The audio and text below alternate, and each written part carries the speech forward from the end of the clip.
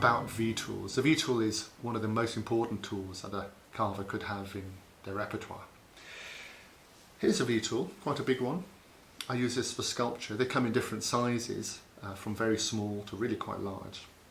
The older name for this was a parting tool, because one of its functions really is to separate one part from another, such as when you're lining in relief carving, or when you're separating two parts, or even drawing lines such as hair and so on. So generally a very useful tool.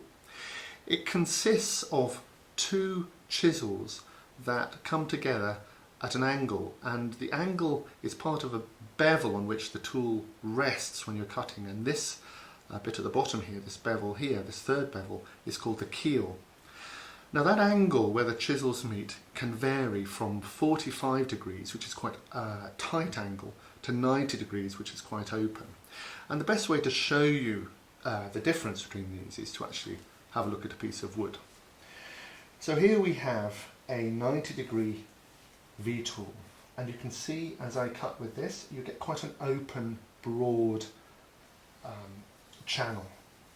If you switch to a 45 degrees, then it's a much deeper, much tighter channel. And in fact, this tool is a little bit more difficult to push because you've got quite a narrow channel in between the two blades, and it tends to pinch the wood. But you get a very tight little groove. Between the two is the most useful, in my mind, the most useful sort of carving tool. This is a 60-degree V-tool, and that's the one I generally recommend people start with. The 60-degree produces a cut somewhere in the middle. But bear in mind, when you look at it, how this tool cuts, if you tilt the tool to one side or to the other, then you can make 3 different cuts. So it's quite a versatile tool in many ways, very useful. You can also get the tool in a bent form. This is a spoon bent V-tool.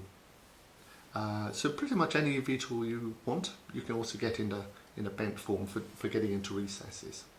So there you have it, very useful tool, should be in your repertoire. It's hard to imagine one not being on my bench, available in many different sort of forms.